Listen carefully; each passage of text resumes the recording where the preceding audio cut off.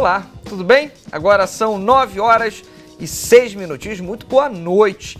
Há pouco tempo, um texto da neurocientista brasileira Suzana Herculano Ezel fez sucesso na internet. O título é Você quer mesmo ser cientista? Em 14 parágrafos, ela vai mostrando os inúmeros desafios, principalmente financeiros, de seguir essa carreira no nosso país. De acordo com a Suzana, do começo na universidade até o pós-doutorado, há diferentes problemas, como políticas públicas atrasadas, programas de incentivo que poderiam ser melhores desenvolvidos, bolsas de estudo com valores pequenos, ou seja, pouca grana mesmo, dificuldade de encontrar emprego e até o não reconhecimento da profissão. Atualmente, cerca de 2% do PIB são investidos em ciência e tecnologia. Para alguns especialistas, esse número é bem abaixo do necessário. Essa realidade acontece em um país que em 2014 comemora 10 anos da Lei da Inovação. Está na nossa Carta Magna que devemos incentivar a inovação e a pesquisa científica e tecnológica no ambiente produtivo, com vistas à capacitação e ao alcance da autonomia tecnológica e ao desenvolvimento industrial do nosso país. Esse avanço industrial pode ser medido também através do número de patentes criadas no Brasil. Segundo a Organização Mundial de Propriedade Intelectual, vinculada à Organização das Nações Unidas, a ONU, estamos na 19ª posição do ranking de países que mais criam produtos. No bloco dos BRICS, que envolve o Brasil, Índia, África do Sul, China e Rússia, todos, sem exceção, estão na nossa frente. Como é que nós vamos reverter esse jogo, já que estamos falando também em época de Copa do Mundo, onde os investimentos não estão sendo bem feitos? Para responder essas e muitas outras perguntas, nós trouxemos dois convidados. O Rodrigo Stabile, que é vice-presidente da Pesquisa e Laboratórios de Referência da Fiocruz, e o Gessé de Souza, professor do Departamento de Ciências Políticas da UF. Você que está aí do outro lado da telinha, participe, se sinta em casa aqui no Sala Debate. Eu quero saber a sua opinião. Onde é que nós estamos errando quando a gente fala de produção científica no nosso país? Tem duas maneiras de entrar em contato com a gente. @Canal Futura é o nosso Twitter e o nosso Facebook, a nossa página no Facebook é muito fácil. É Canal Futura Oficial. Seja muito bem-vindo, seja muito bem-vinda. Sala Debate está no ar. Boa noite, Rodrigo, tudo bem? Boa noite, Thiago, tudo bem? É um prazer estar aqui com você. Prazer é todo meu.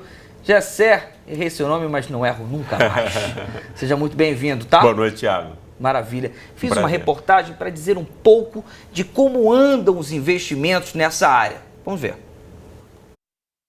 Científica no Brasil é um assunto que desperta grandes discussões. Sempre são expostos os números e a qualidade de artigos científicos publicadas em revistas especializadas brasileiras e estrangeiras. Em 2012, os cientistas brasileiros publicaram mais de 46 mil documentos, o que representa 2,2% de tudo que foi publicado no planeta. Esse resultado nos coloca em 14º lugar no ranking de maiores produtores mundiais de pesquisas. Nos últimos 20 anos, o país subiu 10 posições. Entretanto, isso não significa que também crescemos em qualidade. Diferentes estudos indicam que, nesse mesmo período, nossa produção tem sido menos utilizada por pesquisadores estrangeiros. Nossa produção científica está indo para o caminho certo? Você vê, Rodrigo, a gente teve um aumento na produção, isso é para deixar bem claro para você que está em casa. A gente teve um aumento na nossa produção de conteúdo, enfim, de pesquisas. Mas isso não significa que essas pesquisas foram utilizadas por pesquisadores, por intelectuais, por pessoas que estão lá fora ou até mesmo aqui no Brasil. Por que não há esse link? Por que a gente não está aumentando a quantidade e a qualidade está seguindo no mesmo caminho? Então, veja só, Thiago, isso é um tema muito importante, né? A pesquisa científica no Brasil, ela é muito recente, né? Então a gente aprende ainda a fazer pesquisa e pesquisa de qualidade, né? Apesar da gente não ter um nível de citação, isso é importante a gente sempre explicar para os telespectadores, né? Então o artigo ele é publicado, né? Então ele está publicado, ele está ali, pode ser acessado pela internet, ele pode ser acessado por um colega que te pede, né? A partir do momento que o seu colega lê o seu trabalho, né, e vê que a metodologia que você utilizou, ela é promissora, ele utiliza a mesma metodologia, né, e aí o seu trabalho é citado. Então, esse aí é o nível de citação. Quanto mais citado, quer dizer que você está trabalhando no caminho correto, né? Então, a ciência ela é verdadeira até que prove o contrário, não é isso, né, que a gente trabalha. Então, quanto mais o seu artigo for citado, né, mais importante ele se torna. O Brasil ele está na 13ª posição do ranqueamento de país que mais produz artigo científico. Porém, a qualidade que se é feito no Brasil, né, segundo alguns índices de medida, ela é colocada ainda como baixa, né? Isso é bastante questionável, porque o cientista que publica numa revista que é bem vista no exterior, ele vai ser mais citado. Mas o cientista que publica numa revista onde o conhecimento é aplicado regionalmente, ele não é medido nesses índices também, né? Então a gente está no momento no Brasil onde a gente começa a olhar para essas medidas cientométricas que estão colocadas no mundo, né? Então as revistas científicas também trabalham em cima de um mercado de produtividade, né? Então a gente tem que ficar olhando nisso. Mas é fato que os nossos artigos ainda precisam ser melhorados do ponto de vista da aplicabilidade. Como é que a gente faz essa aplicabilidade, Gessé? Como é que a gente coloca isso em prática? Eu acho, quer dizer, é extremamente importante o argumento que o Rodrigo tocou, ou seja, de problematizar esse aspecto quantitativo. Quer dizer, a ciência não é quantidade, né? A ciência tem a ver com qual é o aporte que ela dá para a sociedade, né? Quer dizer, quantidade é um ponto, mas não deve ser o aspecto decisivo, eu acho. E um outro aspecto que eu acho extremamente importante que a gente toca aqui é que, quer dizer, nós poderíamos ter mais dinheiro aplicado em ciência e tecnologia, sem dúvida, mas a gente poderia ter uma melhor administração desse dinheiro também, né? Tem um aspecto, por exemplo, o CNPq, que é a principal instituição de estímulo à pesquisa do Brasil, ele tem problemas que eu acho extremamente importantes, que o público tome conhecimento, né? Por exemplo, como a avaliação, né, do que é tido como os melhores trabalhos e que vai ter depois direito a um financiamento, no fundo ele é uma caixa preta, ele é um segredo, né? Ou seja, a sociedade não tem acesso a isso, né? O que é algo contra o princípio do Estado democrático, que é o princípio da publicidade, né? E é contra o princípio da ciência, que é o princípio da argumentação, né? Ou seja, então, quer dizer, o pesquisador nunca sabe por que a pesquisa dele não foi aprovada e porque foi aprovada por outras coisas. Não tem esse feedback? Não tem, né? Quer dizer, e aí o caso não é só pessoas, quer dizer, não é problema de pessoas. Aí, existe aqui indivíduos que fazem panelinhas, beneficiam amigos, etc. Quer dizer, pode acontecer isso, né? Mas isso não é porque a pessoa quer dizer, os seres humanos aqui são os mesmos de que em qualquer outro país. E nós temos muitos pesquisadores capazes e inteligentes. Agora, eu acho que em termos de, quer dizer, o que pode ter, quer dizer, o que eu acho extremamente importante é que você tem que mudar as regras institucionais, né? Por exemplo, o CNPq, no CNPq, o pesquisador é tido, né, por exemplo, como uma espécie de soldado da verdade, né? Ele está ali, então quer dizer, o que ele vai dizer sobre o trabalho de uma outra pessoa é um segredo, né, supostamente, né, para que essa pessoa não fique com raiva dele, não use disso contra, não é isso? Entende? Quer dizer, mas no fundo o que isso traz é um 007, né? Entende? Quer dizer, você pode matar, você pode assassinar ali pessoas, o trabalho de pessoas de anos, até de décadas, até, entende? Sem que essa pessoa tenha direito a ser contraposto a isso. Então, eu acho que o cientista tem que ter, publicizar as suas avaliações, quer dizer, quem foi avaliado negativa ou positivamente deve ter a possibilidade de retrucar a isso, porque isso é a base do Mas isso melhoraria a nossa qualidade? Isso melhoraria a nossa qualidade, Rodrigo? Então, o Gessé toca num ponto que é importante e é um ponto assim, histórico no Brasil, né?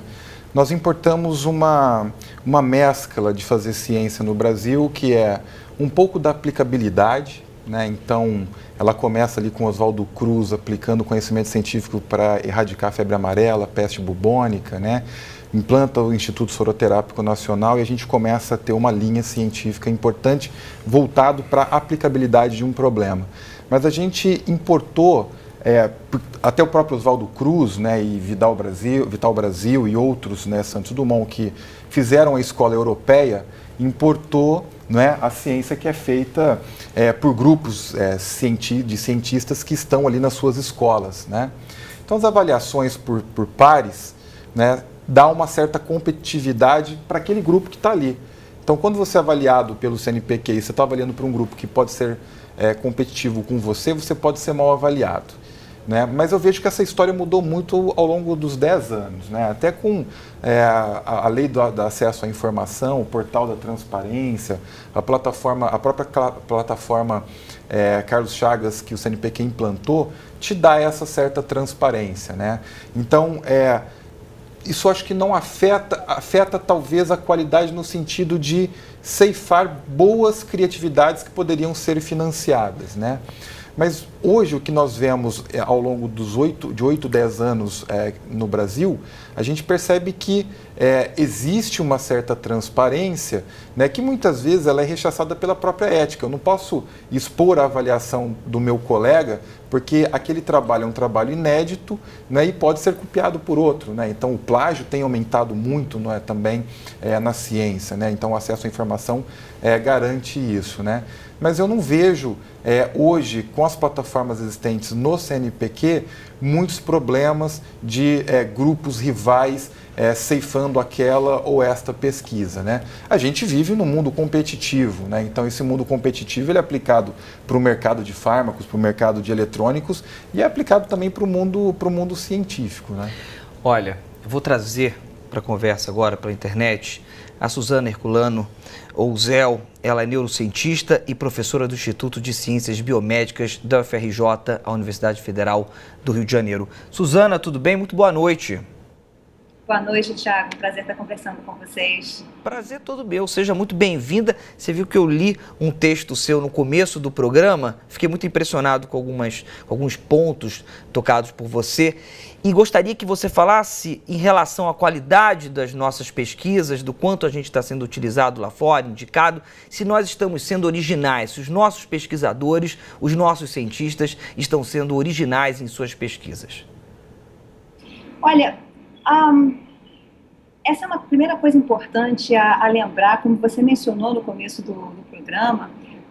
A quantidade de produção está aumentando, isso é ótimo, mas isso não é garantia de nada, né? E como o Rodrigo estava mencionando, como a ciência é feita colaborativamente, a gente mede o impacto que a pesquisa que a gente faz tem pelo número de vezes em que ela é citada, mencionada por outras pessoas, quer dizer, pelo número de vezes em que o que a gente faz é usado por outras pessoas, né? E uma das coisas que mais contribuem para que o que a gente faz, o que a gente produz, o conhecimento que a gente produz seja usado de fato, é que ele seja original, que ele acrescente de fato alguma coisa nova. E eu acho que é aí que o fato da pesquisa brasileira ter como um todo, um índice de impacto, de número de citações muito, muito baixo, eu acho que um dos grandes fatores relacionados a isso é justamente falta de originalidade mesmo, né? Que eu particularmente enxergo aqui como uma das, claro, consequência de vários fatores, né? Mas para mim um dos principais é que a gente chama em biologia de inbreeding, né? Endocruzamento. A gente tem tradições no nosso sistema de manter os alunos por décadas nos mesmos grupos de pesquisa, fazendo as mesmas coisas, trabalhando nas mesmas linhas de pesquisa, nos mesmos assuntos. Então, o trabalho que se faz tende a ser cada vez mais o detalhe do detalhe do detalhe do detalhe, né? Como que isso vai ser original mesmo? Não vai. Suzana, então vou entrar numa questão. A pós-graduação acaba sendo um laço muito importante para o que você está falando, porque os alunos costumam fazer a universidade na Universidade X, elas vão para a pós-graduação na mesma universidade, formam grupos e não saem daquela falange de pensamento. É isso? Exato. A pós-graduação é uma pedra. Olha só, não é a pós-graduação, é a pós-graduação como ela é institucionalizada no Brasil. Você sai do país e o que você vai ver é que assim que o jovem se forma na graduação, ou seja, quando ele, em qualquer outro campo, estaria buscando um emprego formal de verdade, na ciência, em qualquer outro país, ele vai buscar uma pós-graduação, geralmente em outra universidade, várias vezes em outro estado e por que não em outro país, né? Então, essa é a norma. Eu lembro que quando eu cheguei para fazer a pós-graduação nos Estados Unidos, em Cleveland, Ohio, um estado não muito popular nos Estados Unidos, praticamente não tinha ninguém do estado na minha turma de 50 pós-graduandos, né? Era todo mundo de fora. Então você vê uma mobilidade muito grande que começa já desde o comecinho da pós-graduação. Ou seja, você sai do seu nicho, você sai da sua zona de conforto, você é exposto a coisas novas, você vai descobrir outras maneiras de pensar novos assuntos, né? E isso é praticamente esperado que se repita quando você terminar o seu doutorado e for procurar um pós-doutorado, né, que é o limbo que existe desde os anos 70, porque o doutor recém-formado dificilmente encontra emprego imediatamente como cientista ou professor. Mas então existe essa mobilidade enorme, que aliás continua depois quando você é contratado em outros países, né? Mas como a gente tem esse sistema que combina a tradição de entrar para um laboratório na iniciação científica, ficar naquele laboratório para fazer mestrado e depois doutorado e depois pós-doutorado, até que sob a asa do seu orientador você consiga uma posição como professor no mesmo departamento, que acontece inúmeras vezes, né, vezes demais eu acrescentaria, isso somado a falta de mobilidade que a gente tem entre universidades, isso eu considero isso algo que está matando o nosso sistema e eu acho que não muita gente enxerga isso, né? Se eu puder acrescentar só mais um pouquinho, eu não acho surpresa nenhuma quando publicam os rankings de universidades, né, por publicação científica, você pode escolher o ranking por originalidade, número de citações, produção, sempre no topo estão aquelas universidades que investem pesadamente, não só em ciência, mas nos seus cientistas, nos seus contratados, porque elas entendem que é importante ter a mobilidade, ter a possibilidade de oferecer dinheiro para trazer, olha, fulano está se destacando, fulano começou a fazer coisas bacanas, vamos trazer essa pessoa para a universidade. Isso não existe no Brasil, não nas universidades federais. E deixa eu trazer aqui para o Rodrigo, a gente está exportando muitos cérebros, ou seja, muitas pessoas que teriam uma condição perfeita de contribuírem com pesquisa no Brasil estão indo para fora? A Suzana, ela tocou num ponto que é extremamente relevante, né? Quando a gente olha no ranqueamento das nossas universidades, a gente vê que o ranqueamento tem caído, né? Então a gente vem acompanhando os concursos públicos que vem acontecendo e esses concursos mostram justamente isso, né? Então o indivíduo é formado por aquele grupo, né? Ele se especializa na asa esquerda da pata direita do besouro amarelo, aí ele se especializa ali, o orientador vê aquela pessoa com uma mão de obra importante e acaba contratando, né, aquela pessoa. Então esse ponto que Suzana tocou, ele é muito importante. Você, a partir da mobilidade, você estimula a sua criatividade, né? Ninguém vai ter uma mente criativa se não for estimulado a criar, né? E você não vai ser estimulado a criar se você não tem um incentivo, né? Então no Brasil, né, a gente passou um tempo importante, histórico, né, que é importante a gente citar, que foi golpe militar. Então, no golpe militar, a gente teve o êxodo de muitas mentes criativas, né, várias lideranças que vinham instalando importantes escolas, tanto nas ciências humanas quanto nas ciências biomédicas, que tiveram que deixar o país. E nós não conseguimos estabelecer um programa adequado para trazer essas pessoas de volta, né, ao país. Né? E você olha, quando você vê e compara a história da Argentina, a gente vê um programa muito bem adequado para trazer essas pessoas de volta depois do golpe, né? No Brasil isso não aconteceu, né? E o fato de você ter, né, um sistema onde você não consegue absorver o doutor quando ele se forma para se fazer ciência, e a gente brinca que fazer ciência no país é um sacerdócio, né? É uma profissão que ela não é valorizada, ela não é vista pela população, né? Então, porque a população não entende, né, que é a partir daquela criatividade que você agrega um valor, e esse valor agregado é que volta para a população, né? Então a população vê um remédio no mercado, não sabe que por trás daquele remédio tem 20, 30, 40 anos de estudos e ali agrega um valor, né? E então você não tem essa visibilidade, você não tem um sistema de absorção pela universidade, faz com que o indivíduo fique 8, 10 anos fazendo pós-doc. Pós-doc hoje virou uma profissão tapa-buraco, né? E essa pessoa sai do país.